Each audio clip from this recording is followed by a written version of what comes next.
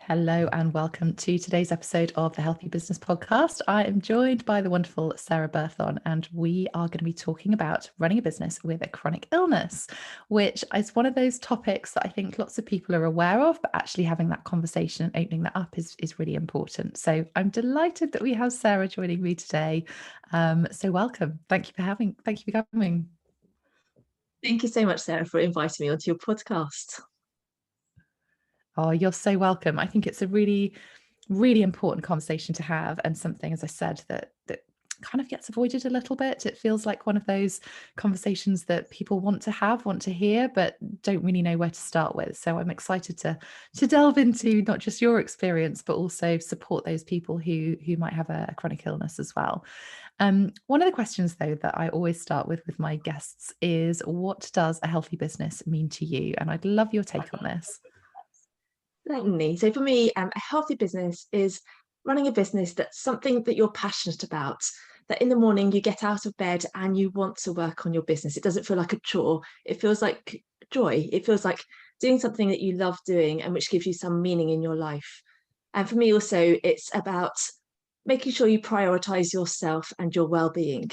So when people run a business, they often put their business first and they forget about themselves. They've got families to look after, houses to run, businesses to run, and they put themselves at the bottom of the list. And I think a healthy business is one where you put yourself first, where when you're planning your week and your to-do list, you put in items for yourself first and then plan everything else around that. So, for example, having a look at what brings you joy, what brings you happiness, what's good for your health, what's good for your well-being, and making sure that you put that into your diary first. And then all your other business things can fit in around that. And I think if you do that, then not only will you benefit yourself, but your business will benefit from it as well, because you'll be performing on top form because you have looked after your well-being. And I think that's really key to try and turn things on their heads and put yourself first for a change. It's particularly as a woman, I think often we put ourselves at the bottom of the list. And I think it's so important to put yourself at the top of the list and everything else then falls into place. Oh, I couldn't agree more. And I think it's one of those things, isn't it, that's so easy to put our health to the bottom of the list when we're so busy juggling, running a business, running everything else, putting everybody else first and everyone else's needs first. But, I'm a big believer in us looking after ourselves, and that actually has a positive impact on everything else. So it's that traditional phrase of, can't pour from an empty cup, and, lots of things that we hear from. But I think from your perspective, when we're looking at chronic illness, it actually takes things one step further, doesn't it?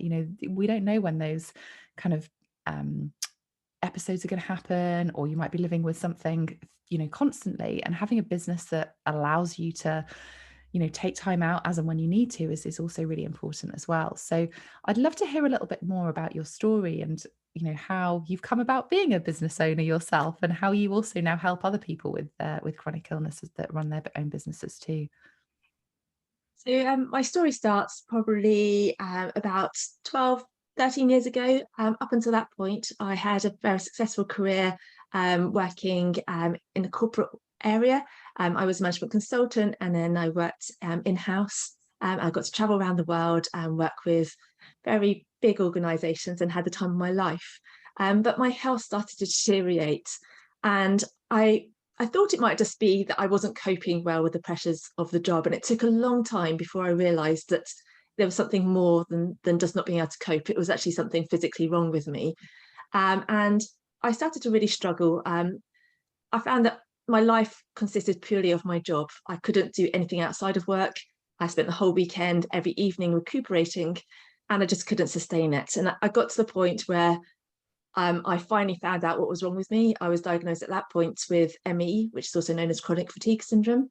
I've since been diagnosed with some other conditions, including POTS, which is postural orthostatic tachycardia syndrome, and Ehlers Danlos syndrome, which are Ehlers Danlos is a genetic condition, which means that my collagen is all not correct, and it means that I have very bad hypermobility, but it also affects every part of my body. So I have a lot of problems with lack of energy, chronic pain, migraines, anything that is affected by my autonomic nervous system. So breathing, circulation, digestion, all those sorts of things are affected. So it did really badly affect me. And it meant that I ended up having to leave my career, my corporate career. And at that point, I found I lost my identity. My identity had got caught up in my career. And suddenly I was faced with not having that career, and I didn't really know what to do with myself. So I got myself another job. I'd lost my ambition at that point. So it felt more of a job rather than a career. And it worked well because they were incredibly flexible and they really looked after me. And it was a great place to work.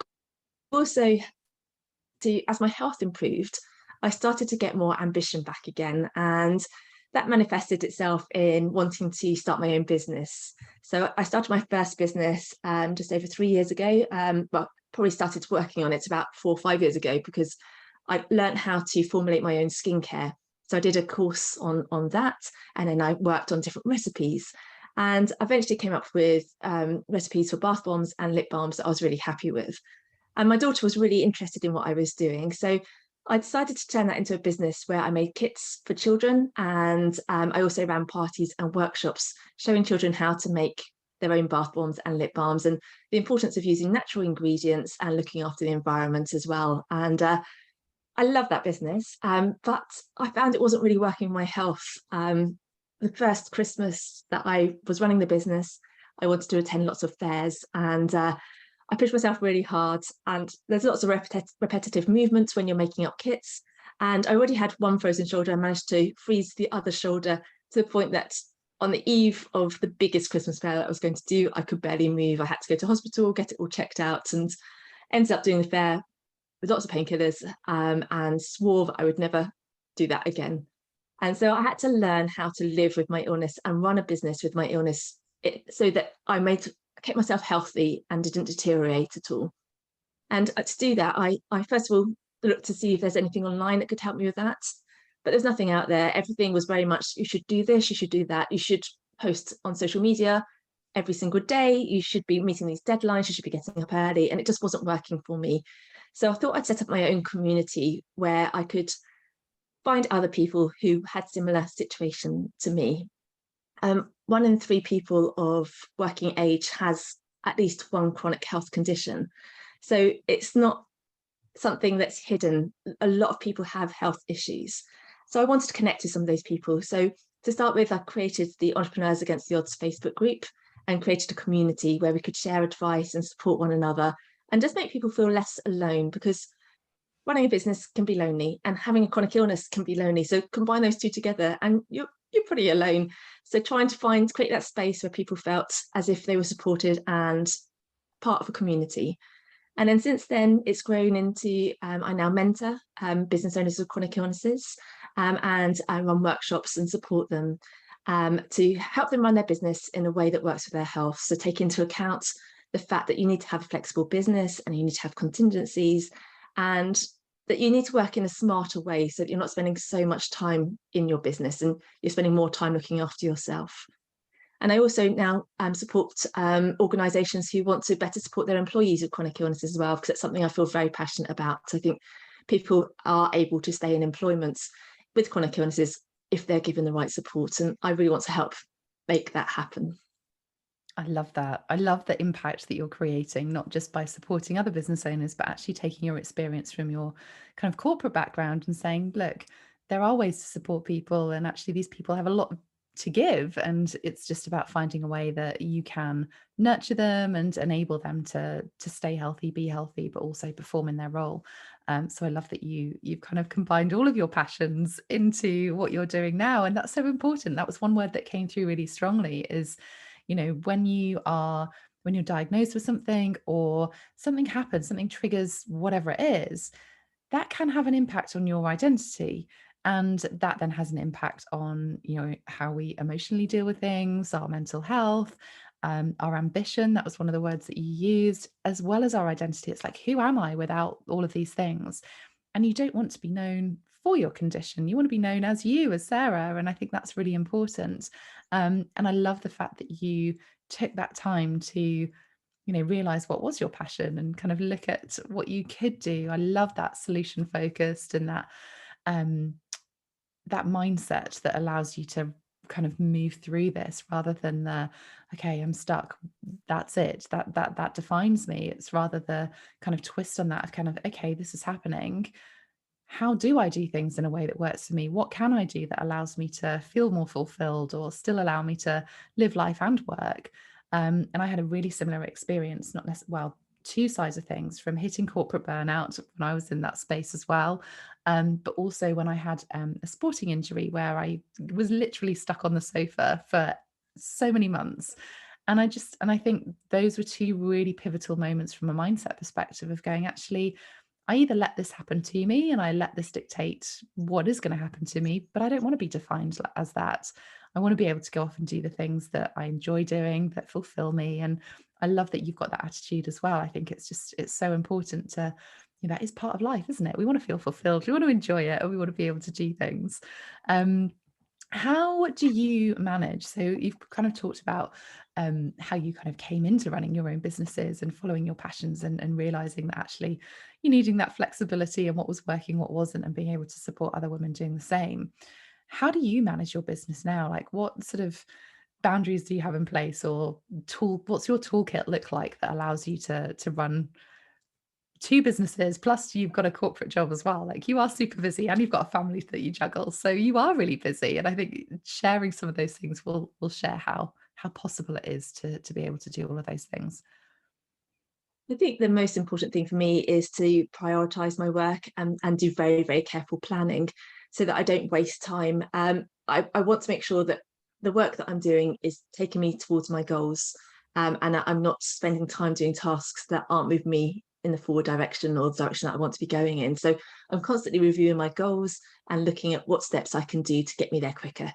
And also making sure that I'm working in a way that is smarter rather than harder. So trying to reduce the amount of hours that I'm working. Obviously, I don't have much time to work on my business, so I try to make sure that the amount of time I'm spending my business is incredibly productive and moves me forward as quickly as possible. I think one of the keys for me as well is listening to my body and making sure that I'm aware of what's going on. So I think when you have a chronic illness, you start to get really attuned to how you're feeling. And I think before, if I had niggles, I didn't really pay much attention to them. Whereas now, if I've got a niggle, it's like a warning sign that I need to do something. So if I'm sitting and I start to feel that my hip is sore, then I'll get up and move around. Or if my eyes start to get sore, I think maybe I've been sitting looking at a screen too long, and that's going to put you on a migraine. So maybe I better do something about that. I can go outside and look into the distance, or just sort of change my perspective a bit. It generally means I've been spending too long in front of my computer. So really listening to my body and making sure that I pay attention to it makes a huge difference. I think having a sense of community also helps. So talking about how I'm feeling. I think sometimes when you have a chronic illness and you aren't moving as fast as you want to, you're seeing other people on social media making bigger jumps than you are, it can get incredibly frustrating. And having that community around you who understand what you're going through can make a big difference.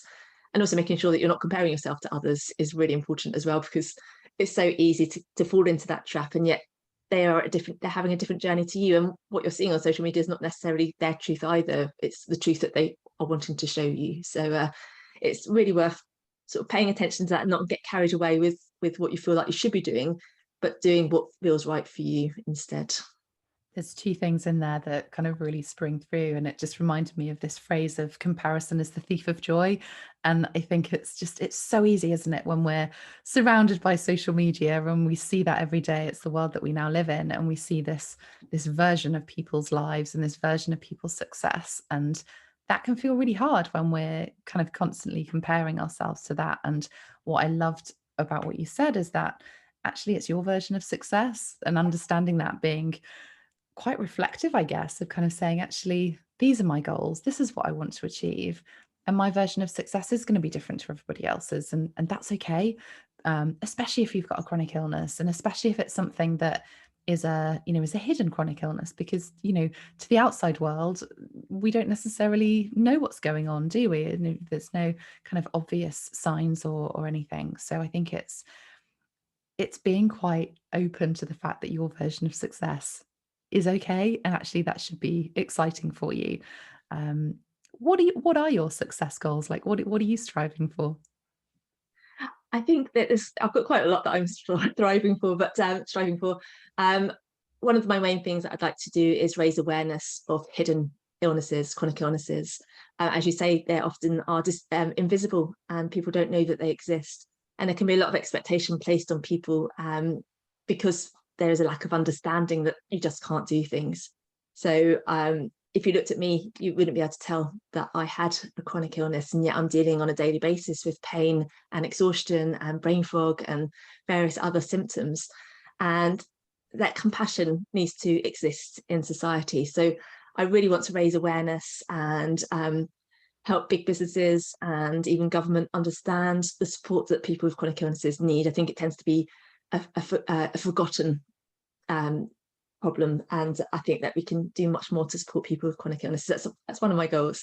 The other goal is to support as many people with chronic illness as possible, to help them to get that hope that you get from running a business. For me, when I started my business, I finally found that I had hope once again, and I want to be able to help others find that hope and achieve their goals of running a business and being financially independent. When you have a chronic illness, the financial implications are quite huge.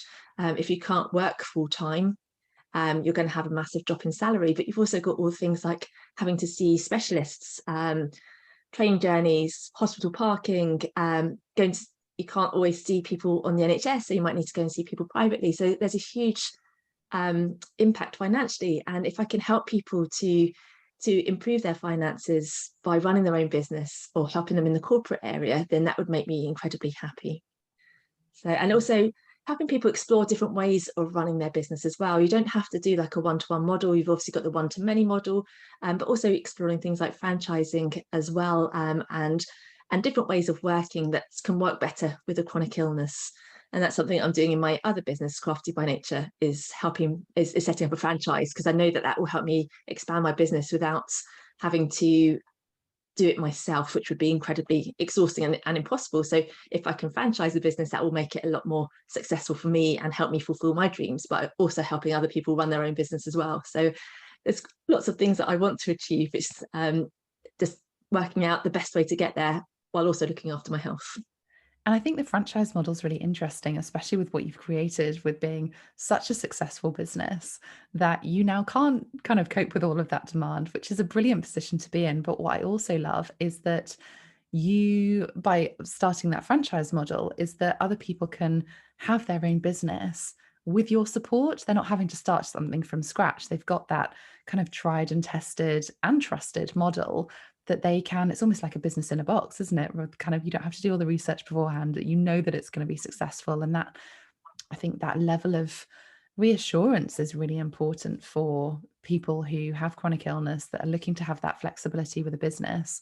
And you've got that model ready for them as well. So we'll talk about later about where people can find you and connect if this is sounding interesting for them. But I think even if you have got your own business, then having an additional revenue stream through franchising or something else just enables you to not rely on a single source of income. And, you know, we've seen over the last couple of years where the world has obviously been through huge changes, that if we are relying on a single source of income, or if we're forced to close our business, whether that's through external sources or whether that's because of our health, or even if we choose to take time out through holidays, we still need to have that viable business, that sustainable business. And you know, I know that's where you love to kind of support people, is that continuous growth, that sustainability that gives people flexibility of whatever's going to happen, because we know curveballs happen, they always happen, most of all when we least expect it or least want them to.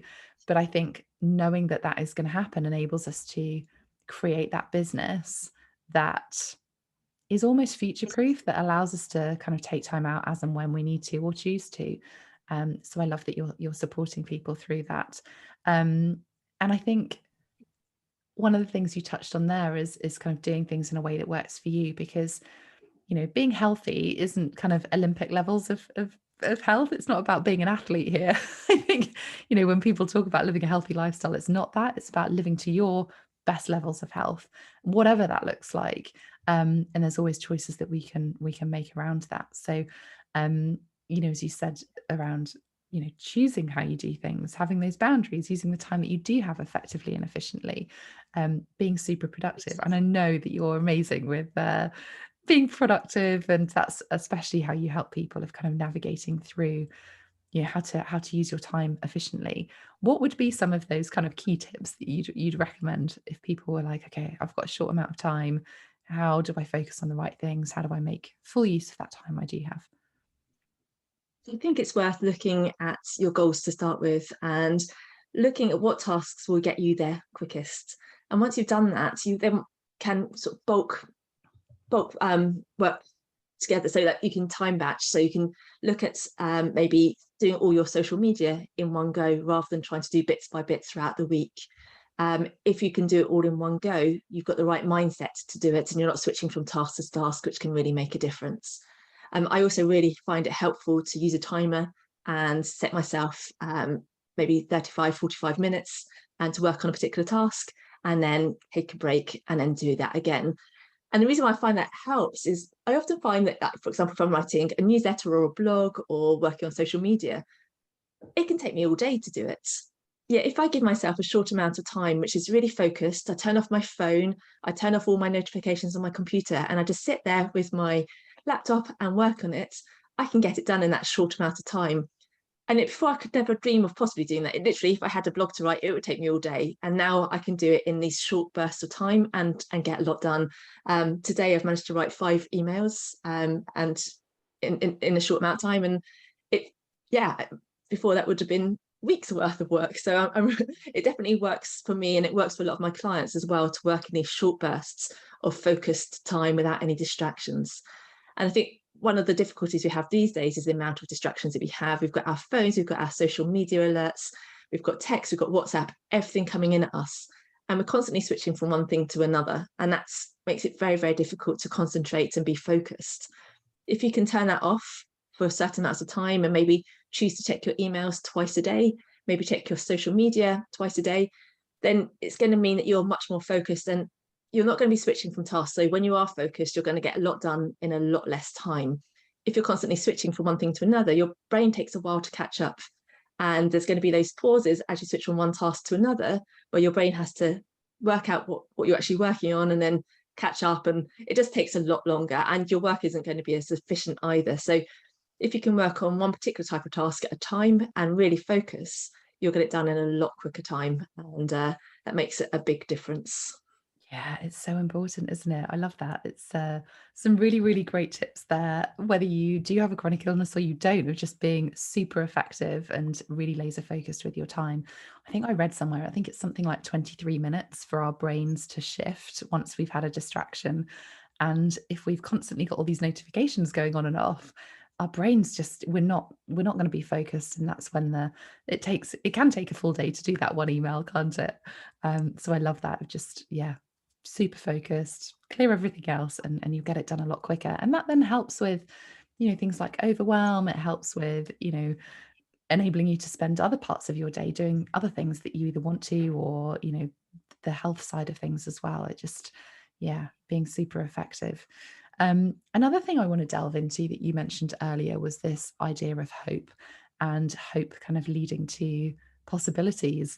And how did you find that? How did you, when you were in those depths of, leaving the corporate world, and just, that must have been quite a low emotional time for you. How did you find that hope? And the reason I want to delve into that is that I'm sure there will be people listening going, okay, well, that all sounds well and good. You're now past that stage. But if people are listening to this and thinking, okay, well, actually, I really resonate with that first part of your journey, and I'm feeling really stuck, and I don't know which way to turn. How did you navigate kind of through that dark space into where you are now? I think the biggest thing that I noticed was when I left my corporate job was that I no longer had a plan for my future. Up until that point, everything was planned. I knew what was going to happen in the next few months, what was going to happen in the next year, what's going to happen in the next 5 years. I had a goal that I was working towards, and suddenly that had been taken away, and I had no idea what the future held. And that left some feeling of despair almost, that I just didn't know how I was going to be able to turn my life around again. First of all, I had all the um, physical issues that I had to deal with, but I also had some to deal with the fact that I just didn't know where my future was going to lie. So the way that I worked with that was to start looking at what I enjoyed in life, and start to find out what interests I had. I did a course in creative writing and just did a few things like that, just to bring back a bit of joy into my life that was not focused on my work at Mm. all, but it was focused in me trying to get back in touch with what I loved doing and what made me happy. And as I was doing that, I did found some free courses online, did creative writing, did some drawing, just trying to tap into that sort of creativity. And that's where I found that I had an interest in natural skincare. So it didn't really come as an idea for a business. It came more as an idea of something to do to make myself happy, and also something that I want to do for my daughter as well, because she had started getting interested in creams and lotions, and I was a bit nervous about what were in those creams and lotions. So I wanted to explore different ingredients and work out how I could make my own that would be good for her and her health. And that led then into an idea for a business. And I think sometimes that's the best way to do it is really to understand what drives you, what makes you happy. If you had to do something every day for the rest of your life, what would you like to be doing? And then if that can then transform into a business idea, then that is amazing. And I think sometimes we try and look for the business idea rather than what brings us happiness. Yeah. And that can then backfire somewhat. So yeah, my suggestion would really be to just start exploring what you like doing. So even if it's just what you like doing on a daily basis. So do you like going out in nature? So is nature something that's of interest to you? Do you like running, or do you like spending time with people, talking to people, helping people with their problems? What are those things that bring you joy and happiness and make you feel fulfilled? And also what you're good at as well. So have you got particular talents for listening, or for talking, or for creating? And then just really tapping into that. And I think once you can start to find those moments that bring you that happiness and that you feel that you're achieving something, it can then really help then find direction that you want your life to go into. I love that. It always comes from passion, doesn't it? I think when we're given that opportunity, or we're forced to press pause, going back to what makes us happy and going back to the things we enjoy is always a brilliant place to start. It's so interesting when you were saying that, because when I left my corporate job and I had no plans because I'd just given birth to my son, and the reason that I did my holistic health and massage therapy business or training was not to set it up as a business, was just because I needed something that was outside of being mum and just going through postnatal depression and giving everything to him and making sure that he was okay, living the other side of the world to friends and family. I was like, I need something for me.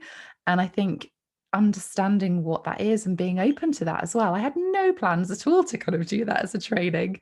But I think it's funny, isn't it, how life plays this course and then kind of allows us to explore some things, and actually seeing that as an opportunity to learn something different rather than kind of going into that, okay, I'm stuck, I can't do anything. I think is a really great space to, or great first step to start making, is to just explore you, like what lights you up, the stuff that gives you joy. And then you never know where that's going to go. You never know whether that's either going to lead into a business, as it did for both of us, or whether it's, leading into that network where something sparks off, or, you just never know, do you? I think it's just saying yes to the stuff that you enjoy doing, and even meeting people that you enjoy doing.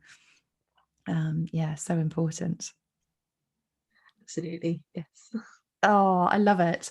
Another thing that I think we're kind of leading in from that hope to possibility, I think when you're running your own business and when you have a kind of a chronic illness, um, there is that possibility. Like, I think it's such an unspoken thing of kind of this idea of opportunity, because we see it as a negative thing, and of course it impacts your life, and of course it affects you in ways that you probably would never have expected to.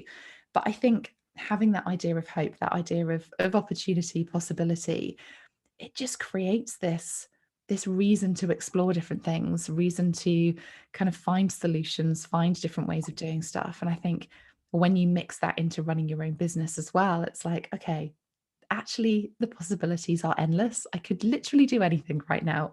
And I think that's what's really exciting. I mean, going from management consultancy through to skincare and then business mentoring is just, it's an amazing story, an amazing journey.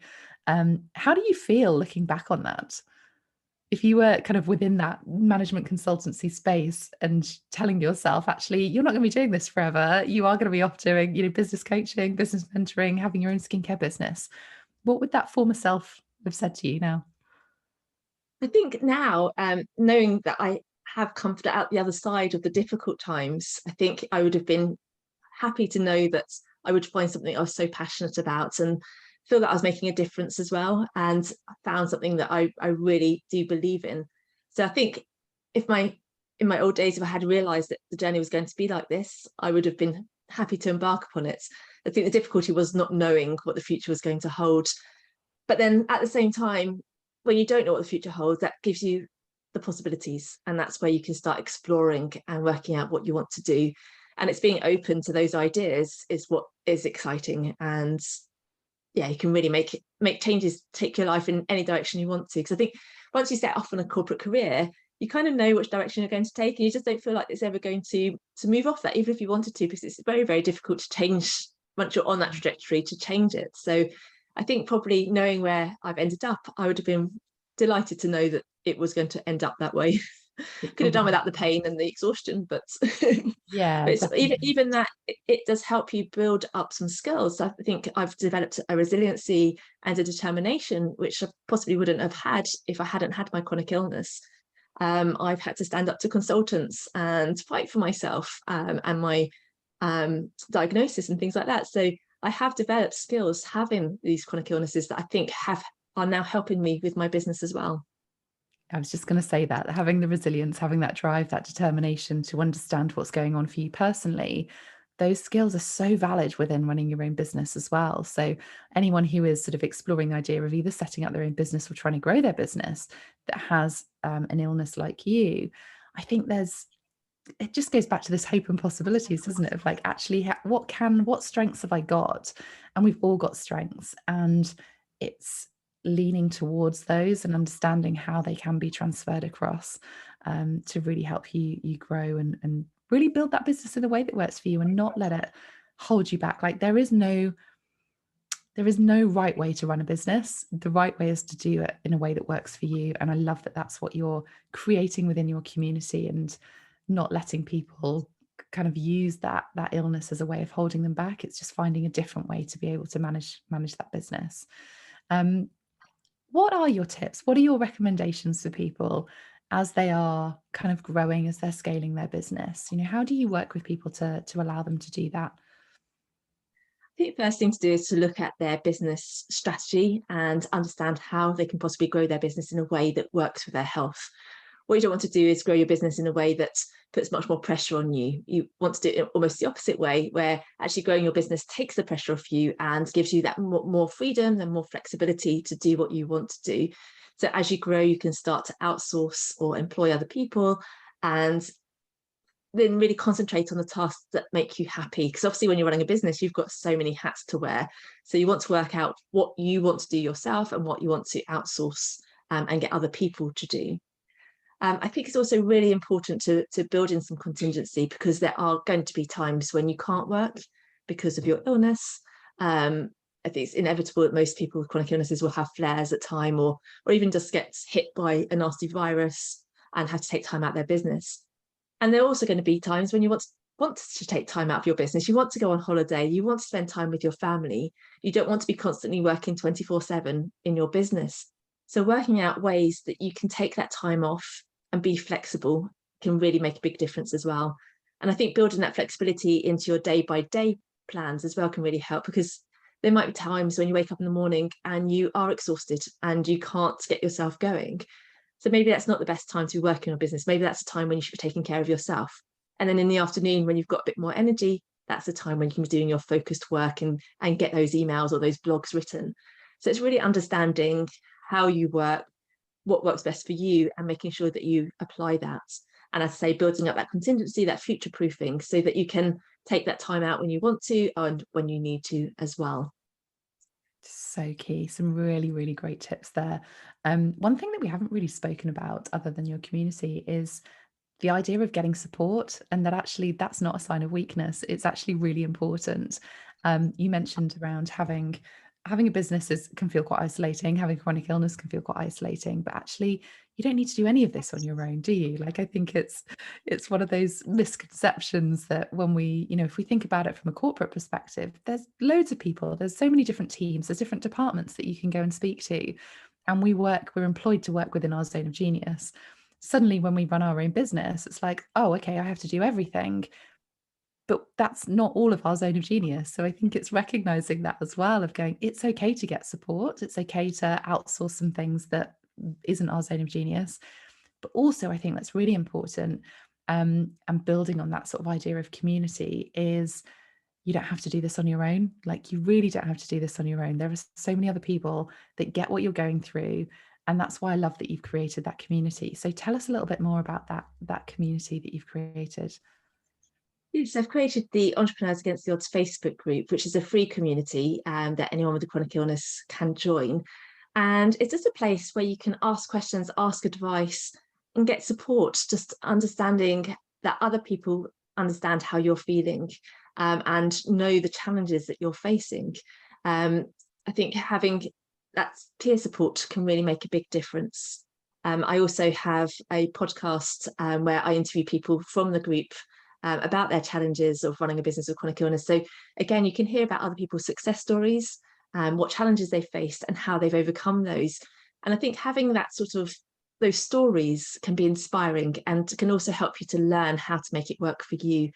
So I just really wanted to create that sort of space where people can understand and grow your business. The number of people running a business who have chronic illnesses, it's proportionately much higher than people without chronic illnesses running businesses, because running a business really does work for people with chronic illness because of that flexibility. You don't have to sit at your desk 9 till 5 days a week. You've got the flexibility to work when it suits you. Some of my clients are better working in the evening, so during the day they get the rest and do the activities that help them and their well-being, and then they work in the evenings. But in the corporate world, that doesn't work. So having your own business works incredibly well for people with chronic illnesses, and it gives them that hope and that financial independence that they need.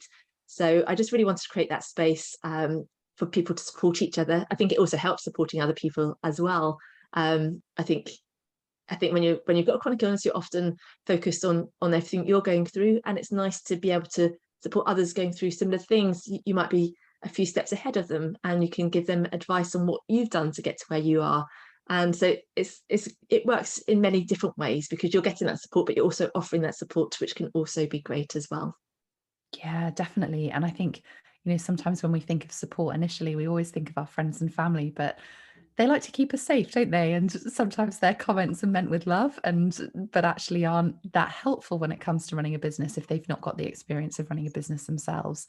So the fact that you've created a community with like-minded people that are going through similar experiences and trying to navigate, running a business and growing a business in a way that works for them is just so important. But from both sides, whether it's the needing a sounding board and asking for advice, or even just celebrating those wins, or even just building yourself back up again, or bolstering that confidence if you're having a low day, or you're suffering pain or something like that, of just knowing that actually you're not on your own, and really creating that supportive group of people that get what you're doing and what you're doing. It's so key, isn't it? You mentioned overcoming challenges and that you talk a lot about that within your community. What's been your biggest challenge that you've overcome, and what have you learned from that you can share with our listeners as well? I think when I was running my when I first started running my Crafty by Nature skincare business, it was again feeling that I had to do everything myself, and to the point that I had Christmas where I was trying to get out hundreds of orders. Every time my phone pinged with a new order, rather than feeling excited, I felt fear. I was like, oh no, not another one. How can I get through this? And I came to the conclusion that I wasn't going to push Christmas sales so much, because it affected me so much over Christmas. I couldn't enjoy it. I couldn't spend time with my children because I was spending so much time trying to get these kits out and made to order. And so it was trying to take a step back and realize, how was I going to make the business work for me? And does that mean that I have to create things up front and then try and sell them afterwards? That's one way of doing it. The franchising is another way of doing it. it's just looking at the business in various different ways and making sure that I'm not putting that sort of pressure on my health where I then have to spend the whole of Christmas trying to recover, trying to make myself better, and making sure that I can run it in a way that really works for me. And I think that's one of the reasons why I set up the group, was because I realized that I was making so many mistakes that weren't really working for me, and I could do things in a much better way. And I've learned so many lessons along the way that I want to share those with other people, because we always think that there's one way of running your business. And you mentioned it earlier, there isn't one way to run a business. There's 100 different ways you can, thousands of different ways you can run a business. And it's finding the way that works for you and your health. And when people join the group because they haven't even got a business yet, they often think, well, what can I do? And it's about understanding what works for you and your health. There are some things that people can do where they're happy to sit in front of a computer all day, but for other people that wouldn't work because they're not that comfortable sitting and they'd rather be talking to people, and that's how they get their energy. So it's really understanding you, your personality, your health conditions, your passions, and what you love doing. So it's, yeah, I think for me it's trying to understand all of those can really help you then overcome those challenges that you might find yourself in otherwise. Yeah, definitely. I was going to ask you to summarize, but I feel like you have just summarized everything there. That was amazing. And so true. Like passion has to come through all of that. And I love that you still love running your Crafted by Nature business. But actually, what you've done is created opportunities for other women who have maybe gone through a similar experience to you or are going through a similar experience. And you've allowed your business to grow by creating this franchise model that people can, have that business in a box, still get your support, still get that kind of tried and tested model.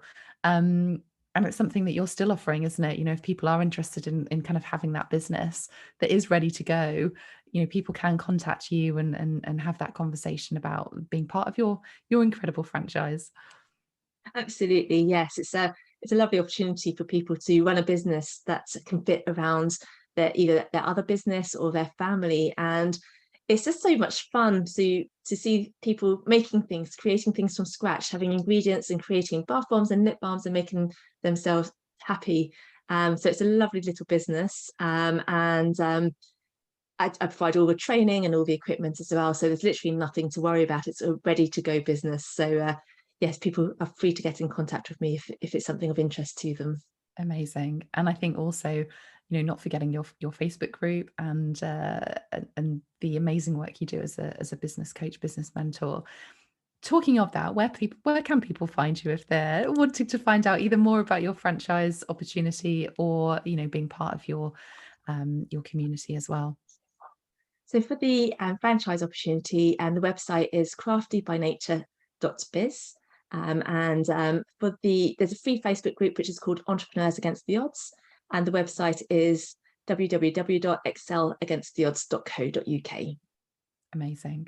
Oh, it's been amazing catching up with you and hearing where you are now. And I think just the support that you give and the ripple effect that you want to create, not just to people who have their own businesses, but also taking that back into the corporate workspace of sharing how people can feel supported, feel nurtured, or even do the two together as well. So thank you so much for sharing your words of wisdom, and how you navigate through kind of having a chronic illness as well as running your own business and juggling families and, having a corporate job as well. It's incredible.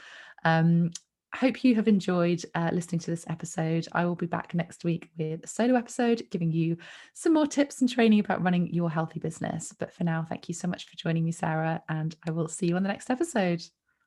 Thank you, Sarah.